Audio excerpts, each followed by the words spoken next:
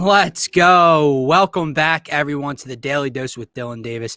I'm your host, Dylan. You can follow me on Twitter at DylanJD98. And today, once again, I'm joined by my man, Mark. You can follow him on Junior.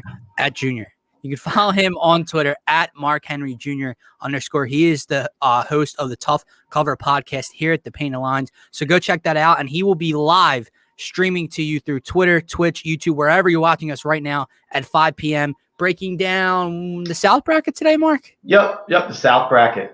Mark will be breaking down the South region of the NCAA tournament coming up at 5 o'clock. But on today's show right here, lock it in on the Daily Dose, which is coming to you by the Painted Lines Network. So if you're new to the channel, please hit the subscribe button on the Painted Lines, YouTube, Twitch, Twitter, wherever you're streaming from right now. Hit the like button on this video and keep the comments flowing because it's always more fun when you guys are interactive with us. So on today's show, me and Mark are going to be breaking down the Sixers' survival win against the New York Knicks last night. There you go. Hold up that rally towel. And then we're going to get into the Sixers-Bucks matchup tonight as they play the second half of their back-to-back at home in Philly tonight. Me and Mark were also down to Wells Fargo Center last night. So to start the show, we'll have some fun with it and talk about what it was like down there last night, in this crazy COVID world. Prices are out of this world. I know you said you didn't spend some money down there because you ate beforehand, but my God. And then I guess at the end of the show, we'll have some fun with the bracket, and we'll talk about our favorite seeds. And we'll take it from there, man. So you guys stay tuned in with us and have some fun for the next hour or so. So Mark, how was your time at the Wells Fargo Center last night? I know we were messaging back and forth, and a lot of the other teams' representatives were around the both of us. Those damn New Yorkers were everywhere in that building, man. It was crazy. Maybe it was just my section. You said it was the same in your section, but it was like I would say out of like the 10 groups near me, like 7 or 8 were Knicks groups, including me, like as a Sixers group. So it was crazy. Like it was so frustrating because the first 3 quarters were obviously so ugly. But I'm first of all, before we get into any of the COVID stuff, how fantastic did it feel to hear that beautiful music at the end of the game after a win, especially in a close nail biter like that one? Oh no, man, dude, the best feeling sound like in person. The best feeling about being down there is the intro videos. Right before they announce the players and it gets dark, and on that big, beautiful new big screen they got up hanging above center court, half court, they play that intro video and it just gets you ready to go for tip-off. But it was a lot of fun, man. I had Knicks fans behind me and to my right, and it was just like, I get it, and it's like all fun and games, and like you mess with each other back and forth. But like Julius Randle's at the line, and before Sixers fans start getting loud in the building, I'm hearing MVP chants. Oh my God! And I'm like, are you? I'm like, is this like a troll? Like, am I dealing with what I have to deal with on the show sometimes? Like, you're trolling, right? Like, you're not. Like, you don't genuinely mean you think he's an MVP candidate, right? So that was a lot of fun. And then there was other Sixers fans in my section, harassing RJ Barrett every time he went to the free throw line. But yeah, man, it is crazy down there during COVID right now. And I don't want to say anything bad. Again, I don't want to talk about anything I don't know too much about, like COVID, but some of it just is insane to me. Like, to get into the building, did you have to answer no to those questions on the board? Yeah, I was with. Yeah, it's so who's going to say yes to that? Exactly. Mark? It's a really bad system, honestly, personally. Right, like you said before the show, it's all PR. Yeah. Guys, so to put it, like, when you're in line before you even get into the building to scan your ticket or to walk through the security monitors and detectors, you're outside, and there's right before you walk through this one tent, there's this sign that says, I have experienced blah, blah, blah symptoms. I have been around blah, blah, people with blah, blah, blah symptoms. There's like 5 bullet points. And you have to, the guy goes, read the board and answer no, or answer yes or no to these questions. So if you answer yes, you can't. Who's going to say no? I mean, who's going to say yes? Oh, yeah, I've experienced those symptoms. Well, you're not getting into the building then. Yeah. Like anyone can lie. Like it doesn't make any sense. It's so PR. It's bad. And then it was funny. We got there and I wasn't parked near anyone. And I know there's no tailgating. I didn't think of myself as tailgating. Like I went down there and we popped open my trunk and I wasn't near anyone. And we just sat in my trunk. And then I see a security guard walking towards me. And he's like, yeah, no tailgating. And I was like, there's two of us. Like we're not near anyone. He's like, if you want to drink, you can drink in your car. I'm like, okay. So I can sit in my front seat and drink, but I can't stand not in with 100 feet of someone in my trunk and drink. But yeah. But regardless, it was great to be down there. Again, it was great to be back in the building and in that environment and around a lot of Sixers fans, even if it came with the price of having to be around Knicks fans. Well, it just made hearing the clap your hands even sweeter at the end of the game, being able to hoot and holler. Did you see when Seth hit the 1-3 in the fourth to take the lead by 1? Oh. Did you see Franklin silly string Knicks fans below him? No, I didn't. You didn't? So you know how they have like the stand where the crew's up there and like Christian Crosby's up there on the mic and Franklin's up there like on the one side in the crowd? Mm-hmm. So like we took the lead finally. Seth hit a big 3. Knicks call timeout, and like I just see like this yellow stuff flying in there, and I look over and I just see orange and blue jackets, and he's silly stringing all of them over and over again, and they're just looking up, and they're so they were pissed off. And no, I totally get it what I'm saying, but my point is, it's a weak legal disclaimer then, because no one's going to say no. Like, but yeah, we have Matt and Nadir going back and forth in the comments already, so it's going to be a fun show. I want to put one thing up for Matt McGinty here.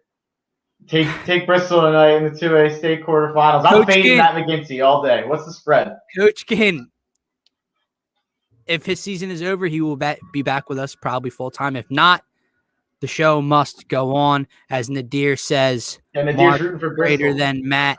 I like the new crew member. Damn, Nadir, that is hurtful. That's my boy from day one. Yeah. Way back.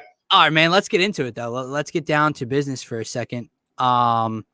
And not a second for the rest of the show. So the Sixers take down the New York Knicks last night, 99-96. You're over 111.5. Definitely did not come through last night, Mark. You knew in the first 6 minutes, like Justin said.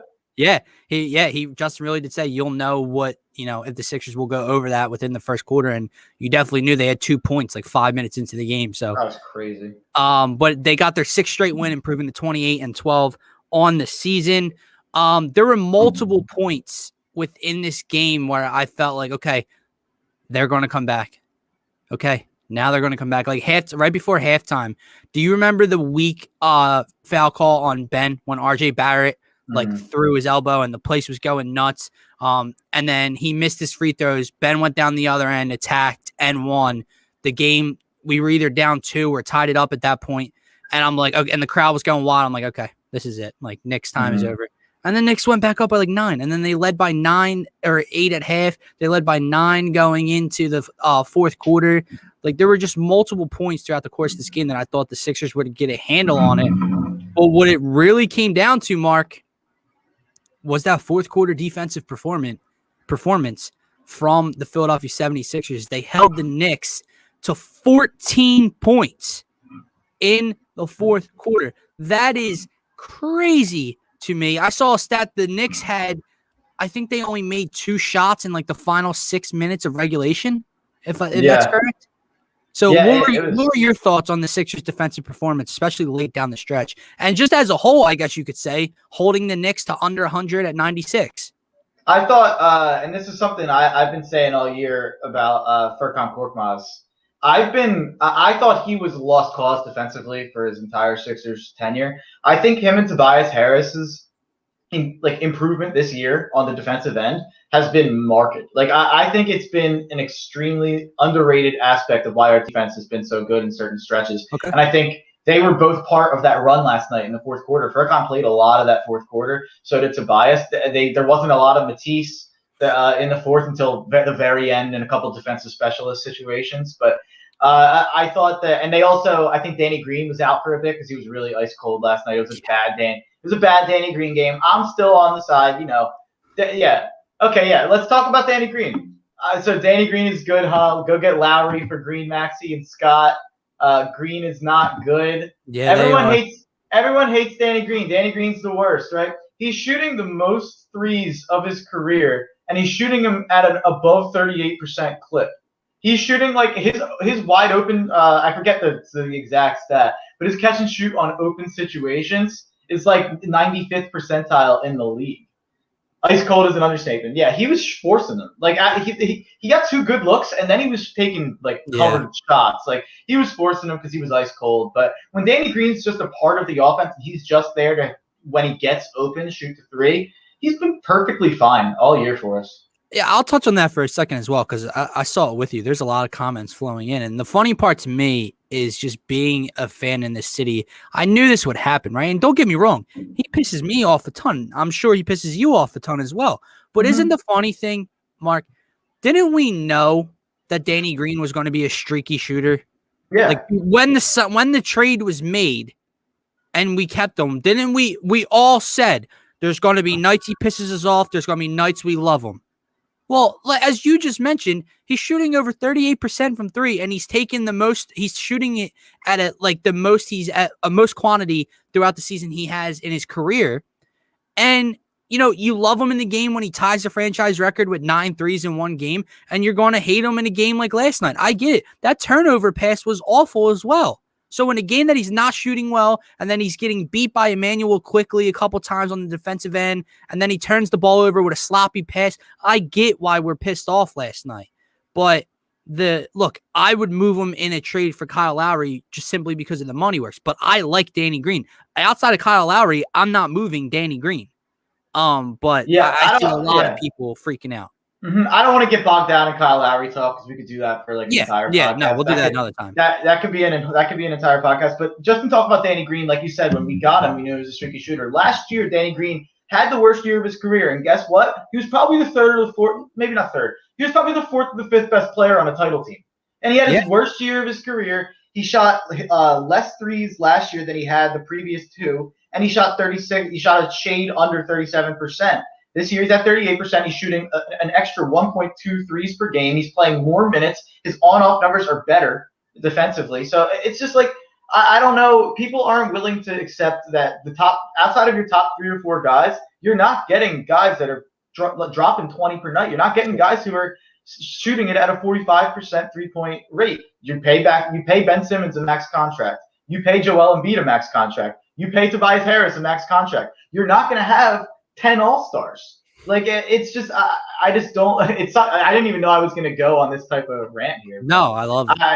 It's just frustrating. I'm not even, like, Danny Green, I could give a shit about Danny Green. I don't think he's anything special. He's a perfectly fine guy that we really could have used on a team like last year. Like, it's just, he's a guy who can play with pretty much any lineup. He can defend a little bit. He's not that great in terms of on-ball defense against quick guards, but yeah, he can get hot. Yeah. And he's a great veteran presence in that locker room. And he's going for 3 straight.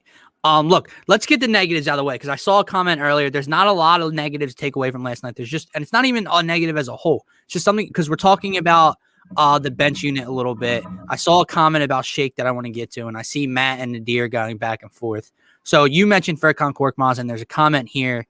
I thought while Corky's field goal percentage wasn't great in a low-scoring game, his points felt like gold because his second unit besides Dwight couldn't score. I agree. Furkan Korkmaz played a big role in them coming back last night because he had like 2 or 3 straight buckets, which were huge. And that was when we couldn't string anything together at that point. Yes, exactly. And that's when the entire bench unit was out. And if he doesn't do that, game could be out of reach. But as a whole, 4 of 12, 1 of 6 from 3, missed a free throw down at the end that kept the Knicks in the game, and they could have tied it with a 3 with a couple seconds left. So he was huge in the comeback. He was okay overall. But there's a comment. This is the guy that I want to get to.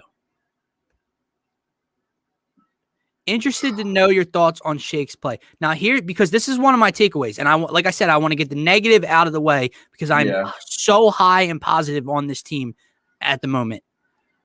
one of my takeaways is, and this is more of a question for you and for everyone watching, Mark. Why does Shake get such a pass? Why does he get such a pass? Because we're so tough on this bench, right? And we're so tough on I'm so tough on Furkan. I can get tough on Matisse on the offensive end. We're so tough on Dwight when he plays like a bonehead. I want, and this is my point. 2 minutes in 2 points in 19 minutes last night. He's not shooting the three very good at all this year. And this is something, hold on, I'm sorry. I'm trying to get to this. Player stats. I want to read you his numbers real quick from January 22nd, okay? So this is right after that crazy stretch where he had 24, 31, 28, and 16 in 4 nights.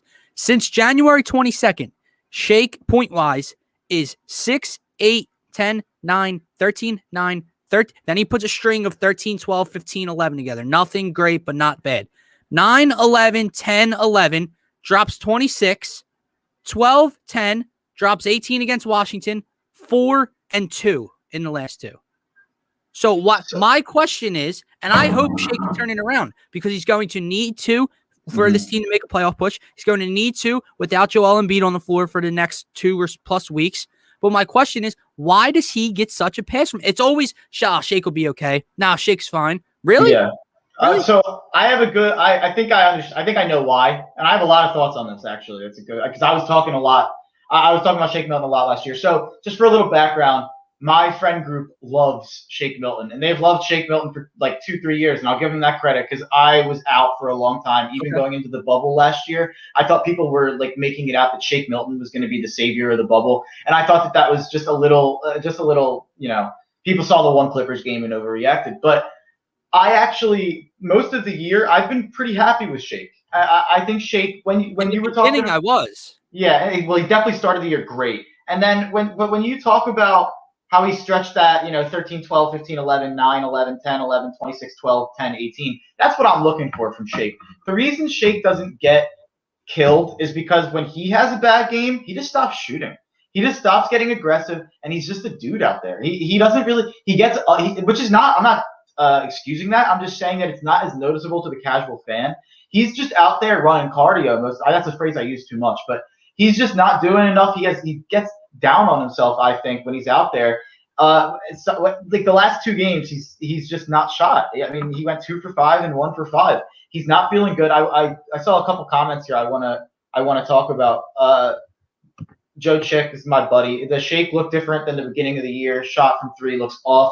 Form and floater has been missing consistently. Yeah, this has been something I've noticed all year. It looks like he's shot putting the ball a little. It looks like the ball's heavy, and I'm not the only person to point that out. I've seen it on Twitter too. But I think that there's an issue with his 3-point shooting for sure. Where's he at on the year? Let me check that out. It's got to be low, dude. He hasn't hit well from 3. Yeah, it's 30%. A little while. Yeah, it's very low.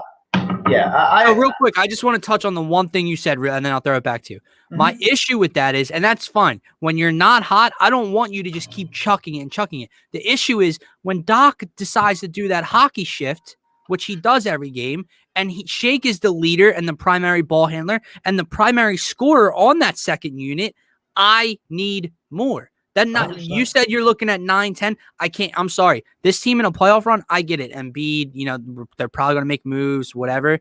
I need more than 8 or 9 points out of my main scorer off the bench to make a playoff run. I don't see how it's feasible to beat Brooklyn or Milwaukee if Shake Milton's averaging 9 points, 10 points off the bench. I don't see how it is. I definitely don't think it's that much. Like, there's not that big of a difference of his average being 13 or 14, and then him shooting 9 or 10. It's 2 buckets, but I get that games in the playoffs are close. I would like to see him, consistently around his average at 13 or 14. I'm not excusing him. He's being not aggressive at all. But the thing that's great about when Shake gets hot, you need more of the games like he had last week against, I believe it was Indiana, where he really was. Yeah, Indiana, where he was awesome. When he gets rolling, he gets so confident that it's like if I'll take those 2 to 4 point games where he's just not aggressive enough. If I'm getting those games where he is just going to get to the line and he's going to drive to the paint and he's going to take these tough shots that no one else on the team really is going to take. So I think you take the good with the bad. Like I always say, I just think there's a certain limit to what these bench players are. And I just think you look at his plus minus even in this last stretch, the last 1, 2, 3, 4, 5, 6 games he's been plus. I know last night he was +3. It doesn't feel great, but the one thing that my biggest problem last night on Shake was actually on the defensive side of the ball. I think Shake is great. I think Shake has gotten to a point where he's very passable on defense, and he's switchable, and he can defend a couple guys, and he can defend 1 through 3 kind of because of his long arms. But then there's times where it's like he just doesn't get some basic things on the defense. He doesn't get how to come around on a screen. No, he fouled 3 people last night, grabbing the guy coming around the screen. So it's just like that's pretty simple stuff that you can get rid of and not have you can't do that in the playoffs. He's long, so he's very usable off the bench defensively, but let's pull up a couple of things here. Yeah. Matt McGinty's a hater. He doesn't get the hate because it reminds the fans of a process player, late second rounder. Reminds the people of hinky bums. Matt is such a hinky hater; it's unbelievable. But I don't think it's that at all. I really just think it's the fact that the casual fan isn't seeing him miss 10 threes in a row like they're seeing Danny Green miss. They're not seeing when people get really low on Tobias. No, I'd rather see him miss 10 threes in a row because that means he's shooting them. But I get it. But I just think that's why. All right, let's get to the positive takeaways last night, because last night I saw a couple of people use this phrase on Twitter, professional win. I see a lot of people saying it. I completely agree. Scotty said it. Ginn said it. My next takeaway is life without Joel on the floor is not going to be easy. It's going to be a total team effort, every win. But any win you can squeak out without him is huge. It's huge. And now you're what? You're 2-0, 3-0 without him. Recently, which was a huge issue when you were 1-5 without him earlier in the season. Something's changed. And I think one of those things that has changed, Mark, and although he's been great all year, he's taking even more command without Joel on the floor, and that is Tobias Harris. That's it. It's one of my takeaways. Tobias Harris. That man is a grown man. First of all, when he pulled up over Reggie Bullock, he got to his spot, raised up, pulled over Reggie Bullock, which was at the basket in the fourth quarter. I was behind that basket, and I just our whatever Knicks fans weren't there, all the Sixers fans, every time Tobias got the ball in the low post, just yelling, go to work. They kept switching Randall and Bullock. They kept switching Bullock on to Tobias. I don't know why they kept doing that. He just kept eating. Then that fire, dude, when he hit the one, raced up, they went up like 4. Knicks call a timeout, and he just goes down, and I didn't know what he said in the moment. He told everyone, I'm an all-star. I am an all-star. Dude, what do you have last night? 30 and 6, but not just 30 and 6, Mark. 11 of 20 from the field. 4 of 6 from deep. Destroyed Reggie Bullock. He notices when he has a mismatch and he takes advantage. He really, tell me if I'm wrong, he doesn't force anything. When he notices he has a mismatch, he takes it. If he doesn't, he looks for the correct guy. And Abe, you are the man. Appreciate you so much. Keep commenting with us. Let's have some fun talking about the Sixers win, man. Last night did more than anything. I talk about this a lot in March Madness.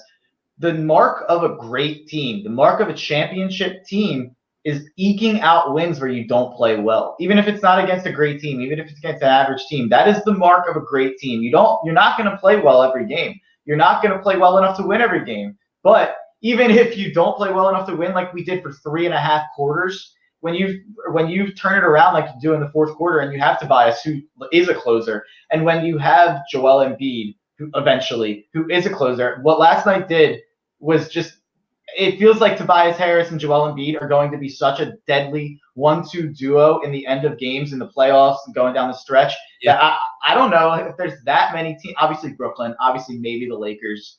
I don't know if there's that many teams I'd rather, like, you see how great Joel's been in the clutch. You saw how great Tobias was last night and other nights in the fourth quarter.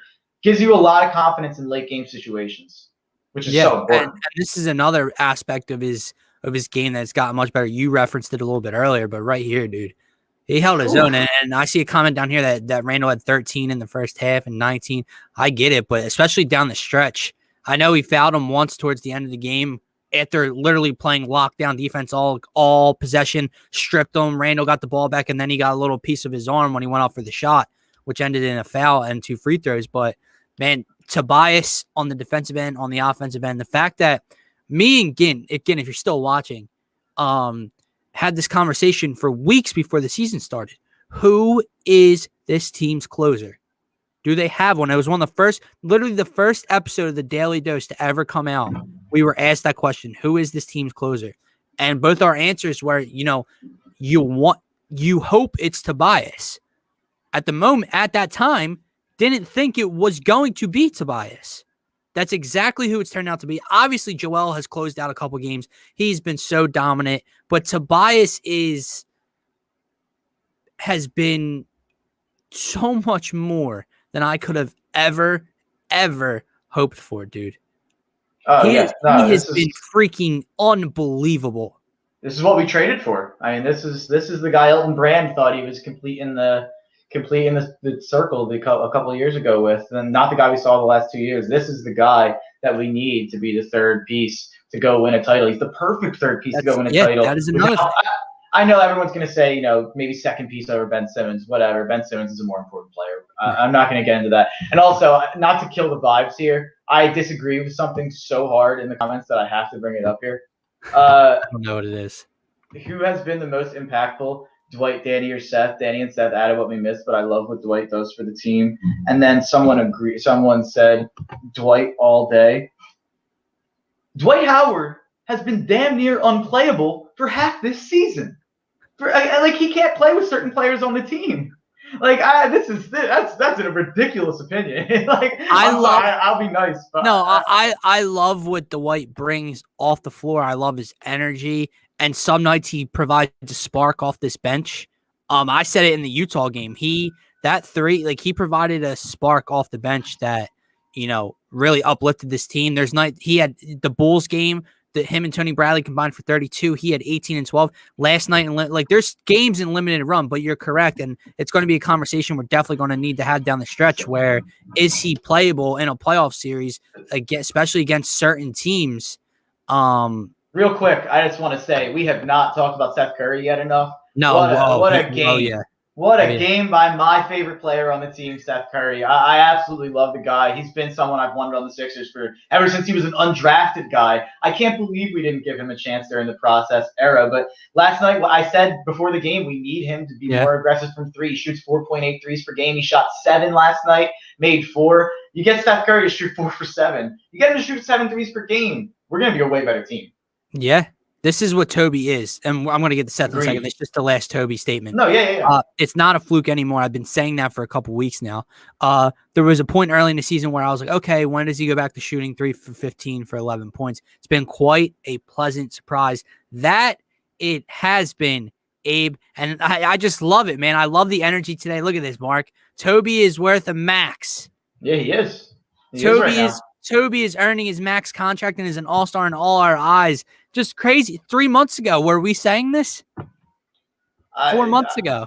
No, I was definitely low on Tobias. Not low, not necessarily low, but I was nervous about Tobias after the playoffs last year, and I wasn't even necessarily the biggest fan of the Doc hire. But when they hired Doc, until they hired Morey, and then once they hired the mentor of my favorite human ever, Sam Hinkie, I was all in on any decision that was ever made. So I got along with Doc, and then the number one thing that I was excited about with Doc was I thought he could unlock Tobias Harris like he did in LA, and I think that's 100% happened. 100%. It's another comment here. You give credit to Tobias, Dwight, and Curry, but Doc Rivers has been so impressive and leaps and bounds ahead of BB. Games like last night, we lose by 10 instead of we win. I agree. I think I thought he was great last night. I thought he did a great job. I agree. The way here's something that stuck out to me, and he actually said it in a post-game interview months ago, and it stuck in a win, and it stuck out to me, and it's been that way ever since.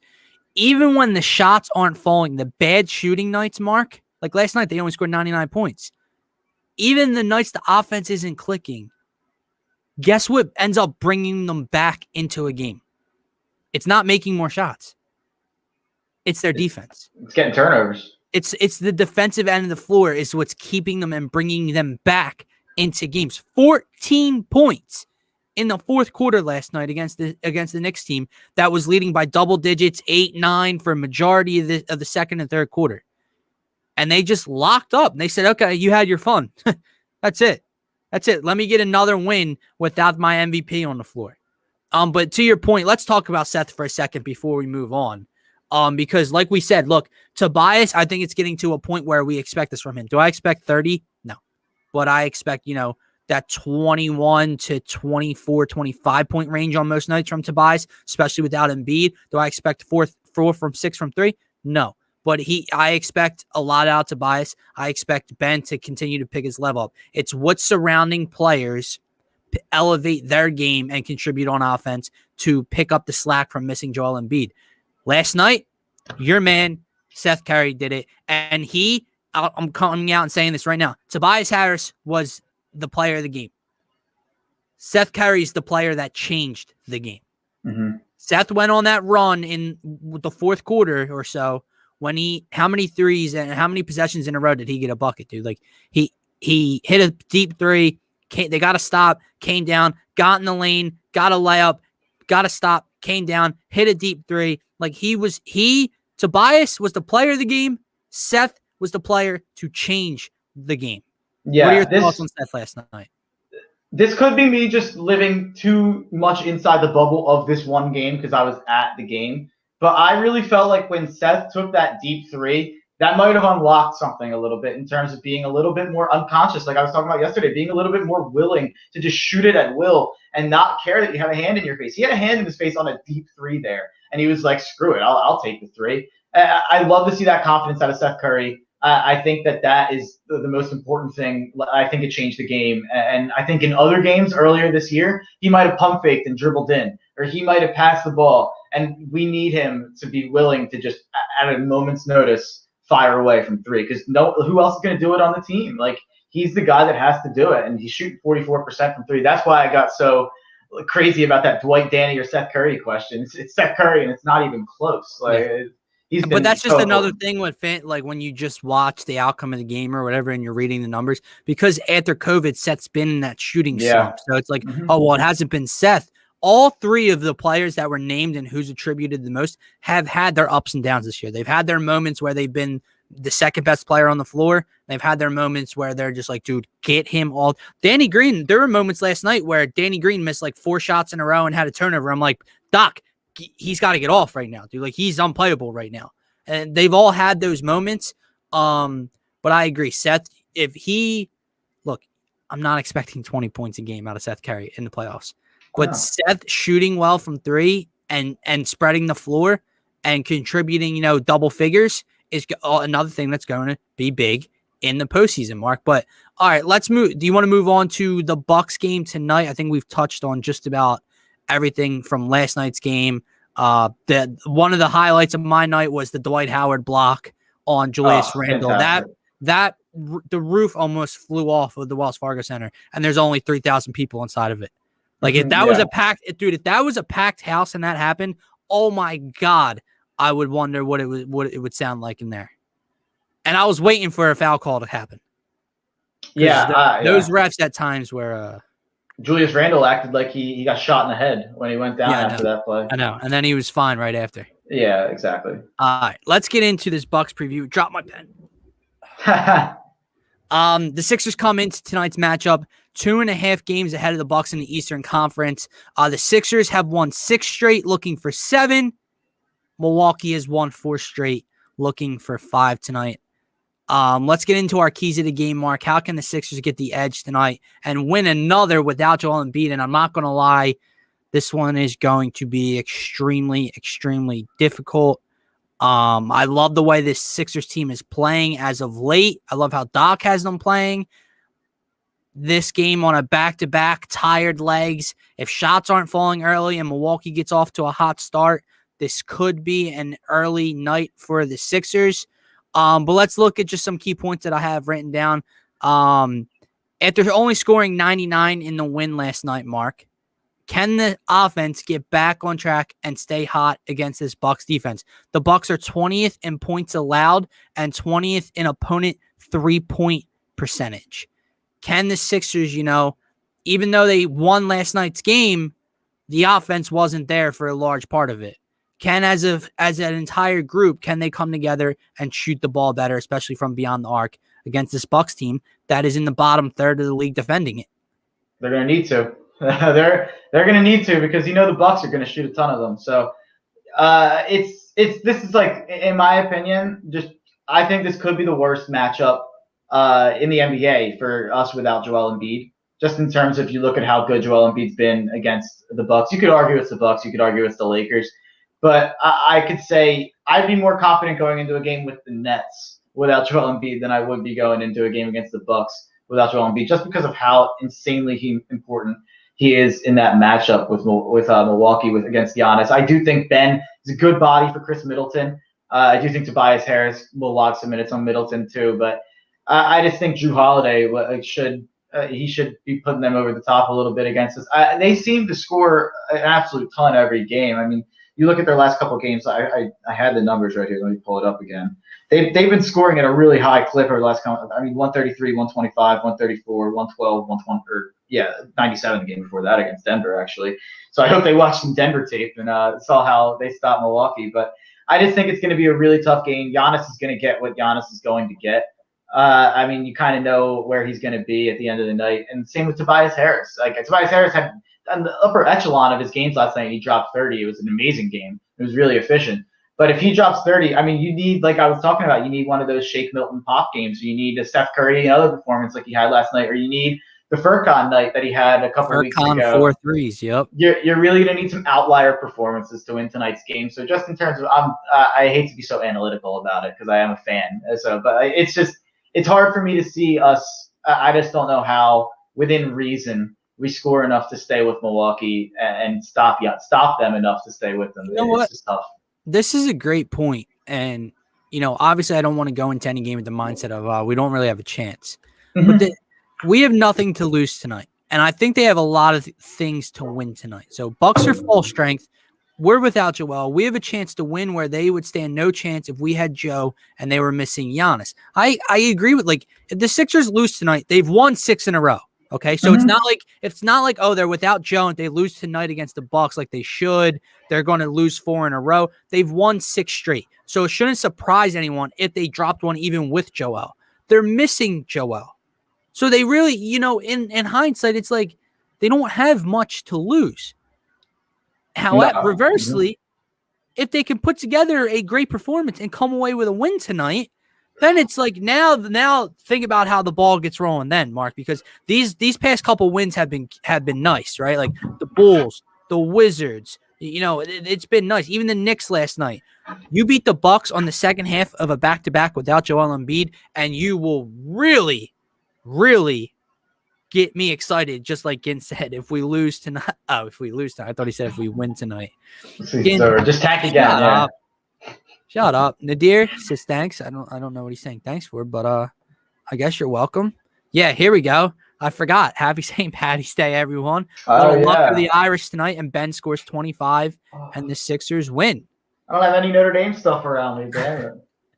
All right, let's continue rolling here. Mark, speaking of back-to-backs, how do you – I think the start of this game is going to be very telling of how it's going to play out. What I mean by that is, I mentioned it earlier, if shots aren't falling for the Sixers, if they are for the Bucks early, what happens if they get down? Also, how are the Sixers going to come out on the second half of a back-to-back? Do they look like a team that's playing the second half of a back-to-back, or will their legs hold up and they can run with Milwaukee all night long? If that's the case, I think you're going to know that within the first 12 minutes of this game. What do you predict will happen tonight? Do you think their legs are going to be worn down? Or do you think, especially in that battle they had with the Knicks last night, or do you think they'll come out firing? I don't think it's going to be a fun watch tonight. Yeah, I would like to see us try some stuff. I'd like to see Paul Reed. I'd like to see whatever. I'd like to see Rajon Tucker, Isaiah Joe, whoever they want to throw out there, some Tyrese Maxey. I just want to see some different types of lineups. Like you said, it's a complete win-win, or not win-win, but whatever. You lose the game, it's no big deal at all to me.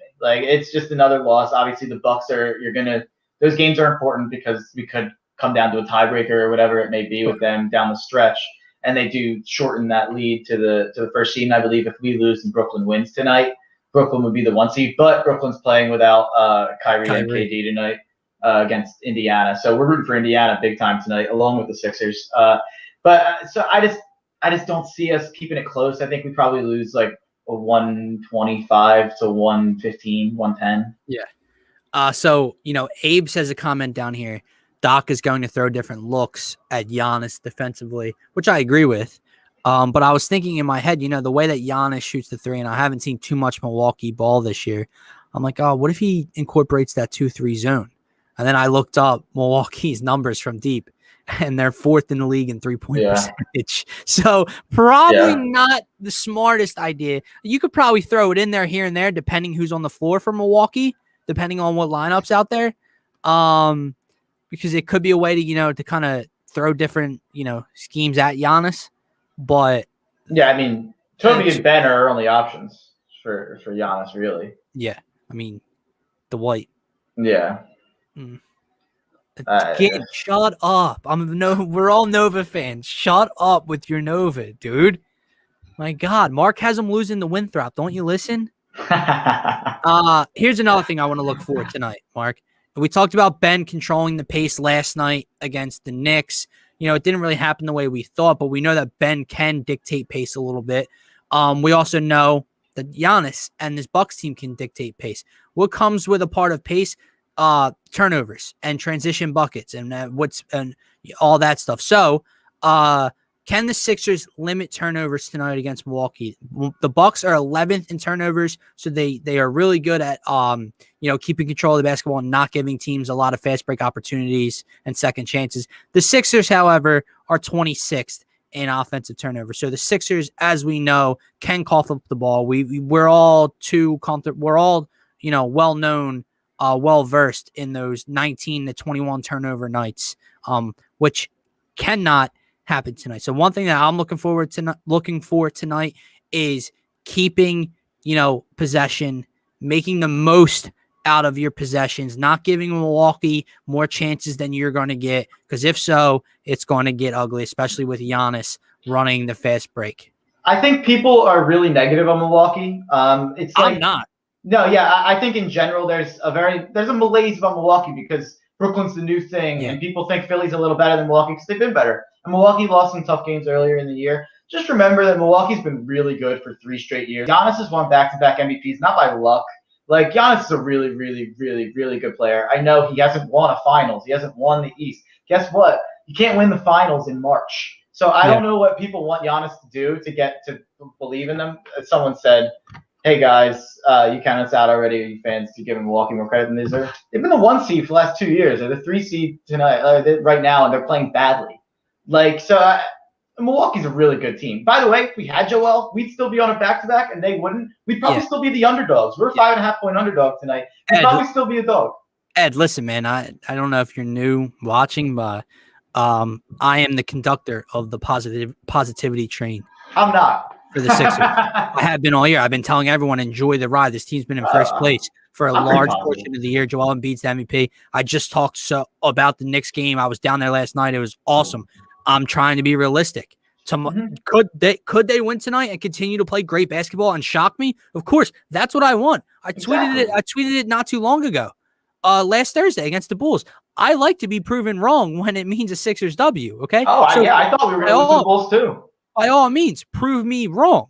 I'm just like Gint says, come on. Like, they are, fully healthy. They're a really good team, like Mark just said. Like you said, people are down on Milwaukee, I guess, because, like you said, Brooklyn is the hot topic in the East now. And then you have us.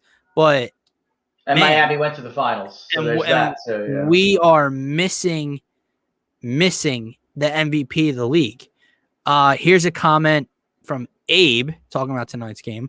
I'll tell you right now, Matisse is the X factor. If he can hit a couple of threes a little early and earn himself more minutes on the fly, that's the best case scenario, because we will definitely need his defense. Thoughts on that, Mark? Yeah, I said the same thing yesterday. When Matisse hits a 3, it feels like it's a backbreaker for the other team because that just unlocks the rest of the offense so much. So yeah, Matisse is always an X factor if he's going to play enough minutes to be an X factor. One thing before I don't think we're gonna talk too much more about Sixers Bucks. No. So just a little Sixers cleanup here because he's commented a couple times. What do you think happens with Maxey and what do you think his ceiling on the team will be? And I thought I should just talk about this because I know you guys are not quite as high on Maxey as I am. And I completely understand that. I don't think he's gotten really the minutes or the time for anyone to really be high or low on him. So my basis and my evaluation is strictly based on how I felt about him coming out of the draft.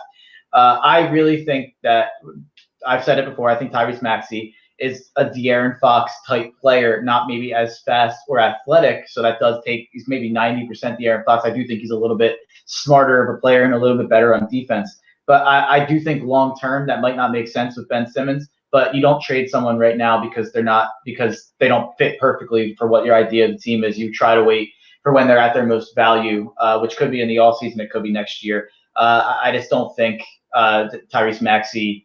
I guess I turned that question into whatever I wanted it to be. What do I think he can be on this team? I'm not quite sure. But you don't make decisions based in a bubble of what right now is, of what the exact scenario we're in right now is. So you have to try to keep a long-term view and an optionality standpoint. I just think I want to have Tyrese Maxey around so I can watch what he turns into. I always said, even going into the draft, I didn't know if he'd be a player who could come in and play on a playoff team right away. Not many rookies this year are. I mean, there's not many playoff teams that are playing young rookies. So I think that Tyrese Maxey's young and inexperienced. Emmanuel Quickley is a guy that I also wanted in the draft. I said going into the draft, Maxey's a better long-term prospect, but Quickley is ready to come in right away because of his shooting. So I just think that Maxey's a different type of player that there's not much of in the league, and I think he's got high upside long-term. Matt McGinty hates him, so he loved him a couple of months ago because he went Westbrook 2.0, Desire Smith 2.0. He's the fast and athletic De'Aaron Fox without the speed and ability, whatever. Yeah, I said that, but he's just as crafty. Yeah, he's just as crafty. He's a Kentucky point guard. He scores in the same type of way. Gets a lot of floaters. Gets to the rim at will when he's going right and when he was going right at Kentucky. So that was my 2 cents on Maxey. So I'm sorry, I got distracted by the comment. So Edward, he's talking about a comment up here that says Anthony thinks we're going to lose big tonight, and he says, "Hey Anthony, matchups and coaching matters." LOL. Edward, the matchups don't favor us tonight. And I'm not a yeah, no, you go ahead. They just don't. We're missing Joel. He's the body that you throw on Giannis. We don't have him. So Ben's going to be trying to follow around Giannis. If not Ben, Tobias. Tobias is too small, in my opinion. And even Giannis is too much body, too much length, even for Ben. And, I'm sure tomorrow, if Giannis drops 28 to 30 on Ben tonight, you're going to, that's your defensive player of the year. Come on, man. And again, I want to be proven wrong. Do I think the Sixers have no shot tonight? No. I think they could win the game. I don't think it's very likely without Joel Embiid tonight. And they've won 6 straight. How many do you think they're going to win without Joel? You think they're going to continue to rack up wins? Maybe, but I highly doubt it. I hope so. So I'll give my prediction. I'm going to go. And do you think Philly can get Giannis in foul trouble? No, I don't, because Joel Embiid gets to the line the most on this team, and Giannis won't even be matched up with him a lot. So I see no way that they get him in foul trouble. And even if they did, I don't believe that the refs would continue when he comes back in. I don't believe the refs would continue to call when Ben gets no love when he goes to the rack anyway. So if Giannis is on Ben or something, he's not going to get any luck. Maybe, I would hope. I would love for Dwight to get under his skin. So I'm just going to go with the Sixers lose tonight. The sky will not be falling tomorrow. Mm-hmm. I don't care even if they get their doors blown off tonight at the Wells Fargo Center. They're missing Joel Embiid. They're on a nice run tonight. Milwaukee's rested and fully healthy. It's okay if they drop tonight and even drop it badly. But hey, I hope I'm wrong. Same. Like you said, coaching matters. I'm not a big Coach Budenholzer guy. I think he's really bad in the playoffs. But what Coach Budenholzer does and what he's done for a decade is win in the regular season, especially in situations against teams on back-to-backs or missing players. It's a good regular season coach. Exactly. All right, Mark. So, let's get into some Tourney talk. Thanks, Gant. Yeah. Thanks, Coach. Coach, what time's your game, by the way, Gant? Yeah, again, if you're not making people run laps for shooting long twos, I don't even know you anymore. So Edward says spread's 5.5, by the way. I have faith in my Sixers. Dwight multiple blocks. We will win. Hey, guys, I hope you are right. right or wrong, come back tomorrow on the Daily Dose. I believe Gint might be back with me. If not, Mark, if you want to join, either way, Mark, if you want to come on with Gint and myself, feel free to tomorrow. But let's get into some tourney talk in the last 10 minutes or so. It's just past my alma mater, huh? Sad days. Me too. Sad days, man. All right, Mark. So how do you want to do this? I know you said you wanted to go favorite seeds, so you take control here, man. How do you want to break down this bracket a little bit with me?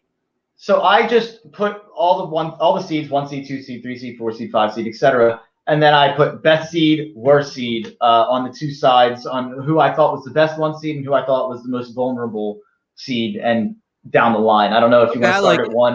All right, cool. All right. We definitely won't get to all of them Mm-hmm. in the final 10 minutes. So maybe we'll get to as many as we can, then we'll pick up tomorrow or something. Yeah. All right, let's start with 1. You give me your best 1 seed. Yeah, I'm not even going to give long explanations for these. Yeah. It's just kind of a exercise. My best 1 seed is Gonzaga. My worst 1 seed is Michigan. My best seed is also Gonzaga. I think, like you said, their efficiency rate or their shooting efficiency? Yeah, their effective field goal percentage is higher this year than Steph Curry's career, which is like 3%. Yeah. I think Gonzaga is the best 1 seed. I think Baylor's the weakest 1 seed. I haven't been that high on Baylor all year. I know they only had 2 losses. I just think they're beatable. Like I don't know. I watched them and it's like I don't get it from Gonzaga, and I don't know. And I know Michigan dropped 4 games and Illinois even dropped 6. So clearly the other teams are more beatable than Baylor. It would come off as. I just watch the style they play at. And I think Baylor is the first 1 seed knocked out of this tournament. And I think Gonzaga makes it through their bracket easily. Yeah, I think Michigan and Baylor are both neck and neck for me in vulnerability. All right, let's get into our 2 seeds. Yeah, my best 2 seed is Alabama, who I have going on a run, and my worst 2 seed by far, this is like the most convicted thing I have on this entire sheet, is Houston. Houston should not be a 2 seed. They will not be in the Sweet 16. And even if they get to the Sweet 16, they have no chance against West Virginia. I agree with you. We don't have any difference there. You know, I do like this Ohio State squad. Mm-hmm. They would be second. Watching them in the Big Ten tourney on Selection Sunday, they can score the hell out of the ball.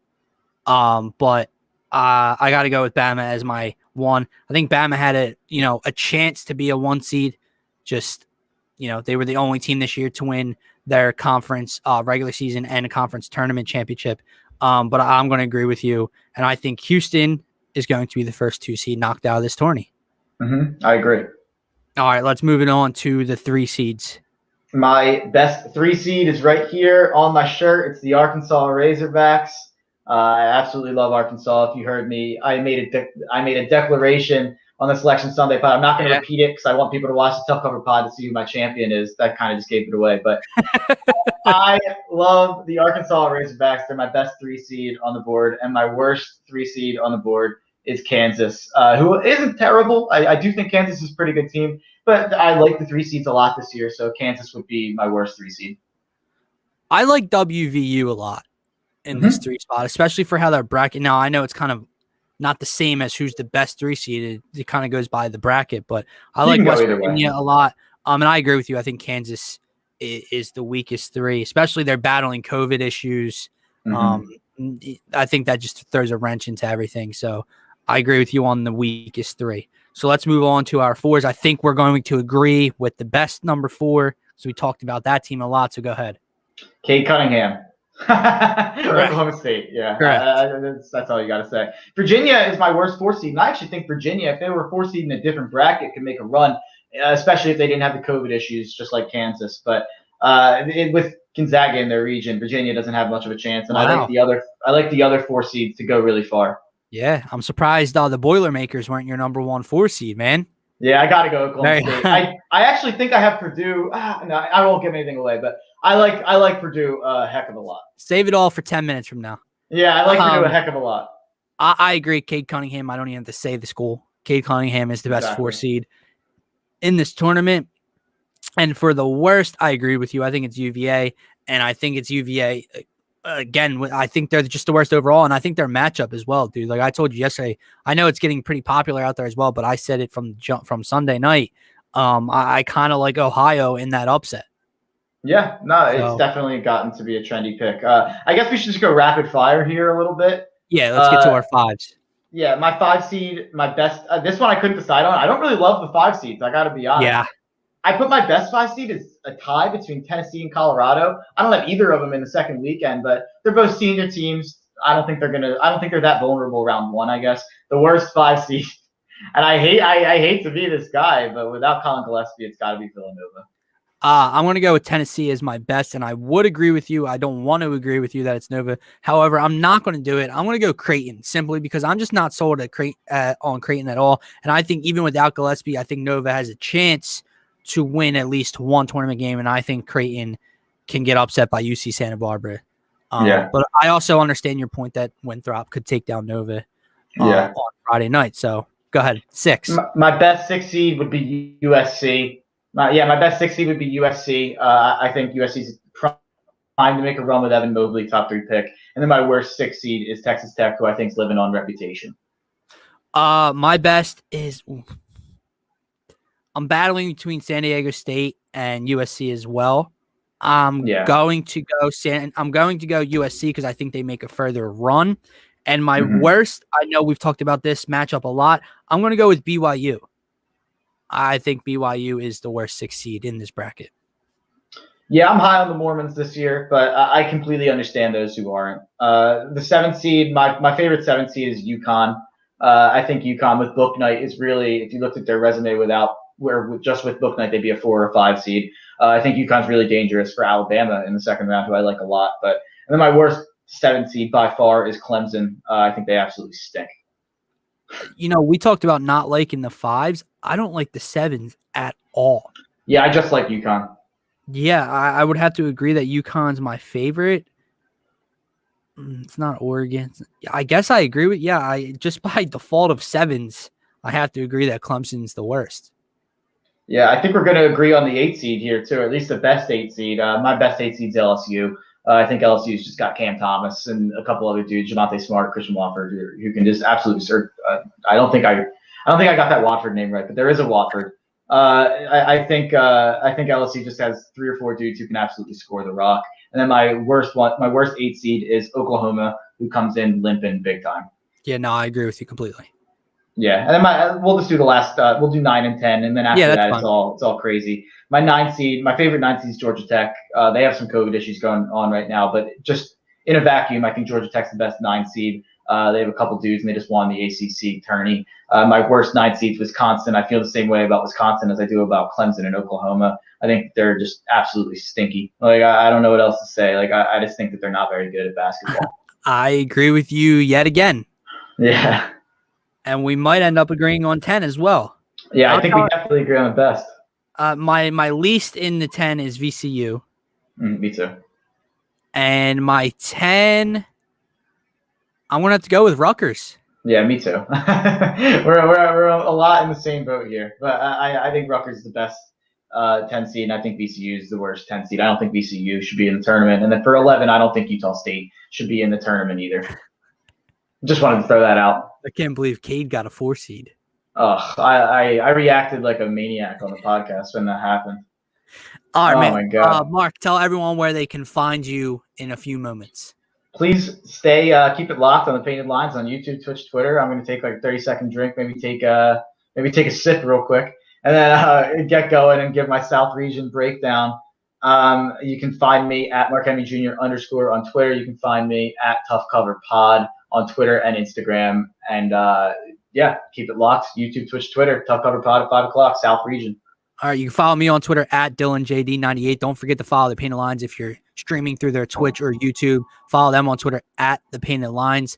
You can follow my 2 other podcasts at Ball and Spit, a Phillies weekly podcast that will be starting soon with Mike Small here at the Painted Lines, and then the Faithful Fanatics podcast. You can follow them on Twitter at Faithful Fans too. I got to create a Twitter for the Daily Dose, but they kind of all go hand in hand, man. I retweet and tweet the same shit, all of them. So for everyone that watched, for everyone that commented, thank you so much. Keep it locked in here tomorrow, same time. Mark, if he wants to be back on the show, will be. Maybe Coach Gint will be back, depending on how it goes tomorrow. There could be a Faithful Fanatics podcast tomorrow. I got to talk to the crew about that. Well, for everyone and myself, have a good night. Go Sixers and go Flyers. Because I know we didn't talk about them, but they play at 7:30, looking for 2 more points in New York against the Rangers tonight. Have a nice night, everyone.